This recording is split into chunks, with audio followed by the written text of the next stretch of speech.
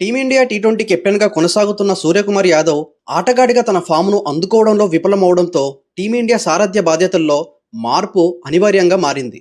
ముఖ్యంగా టీ20 ప్రపంచ కప్ 2028ని దృష్టిలో పెట్టుకొని యువ జట్టును సిద్ధం చేయాలని బీసీసీఐ ఆలోచిస్తోంది.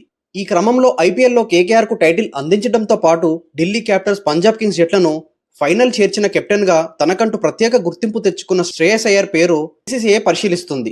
ఐపీఎల్ ముగిసిన తర్వాత జూన్ నుంచి టీమిండియా ఆడనున్న టీ20 సిరీస్లో ఈ మార్పు చోటు చేసుకునే అవకాశం ఉంది.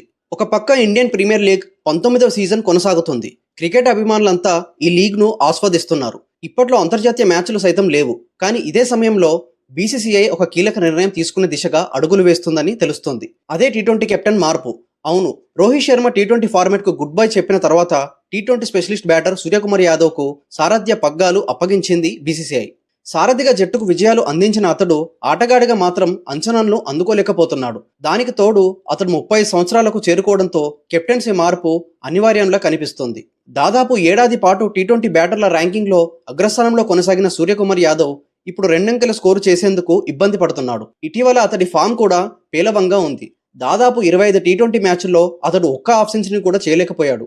కెప్టెన్సీ భారం కారణంగానే సూర్య మెరుపులు తగ్గాయని అంచనా వేస్తున్నారు. ఈ నేపథ్యంలో టీ20 ప్రపంచ కప్ 2028ను దృష్టిలో పెట్టుకుని ఇప్పటి నుంచే జట్టును సిద్ధం చేయాలని ఆలోచిస్తున్నారు. సూర్యకుమార్ యాదవ్ వారసుడిగా శుభ్మన్ గిల్ను ఎంపిక చేయాలని బీసీసీఐ భావించింది. అందుకే సుదీర్ఘ విరామం తర్వాత టీ20 జట్టులోకి తీసుకొని వైస్ కెప్టెన్సీని అప్పగించింది. కానీ స్ట్రైక్ రేట్ విషయంలో గిల్ ఇబ్బంది పడుతున్నాడు. దానికి తోడు అభిషేక్ శర్మ, యశస్వి జైస్వాల్, వైభవ్ సూర్యవంశీ లాంటి ప్లేయర్లు ఓపెనింగ్ స్థానం కోసం పోటీ పడుతున్నారు. దీంతో టీ20 టీం నుంచి అతడు చోటు కోల్పోయాడు. జాతీయ జట్టుకు సారథ్యం వహించకపోయిన శ్రేయస్ అయ్యర్ మాత్రం ఐపీఎల్ దేశవాళీ క్రికెట్లో కెప్టెన్గా నిరూపించుకున్నాడు. ఢిల్లీ క్యాపిటల్స్ ను ఫైనల్ చేర్చడంతో పాటు కేకేఆర్కు టైటిల్ అందించాడు.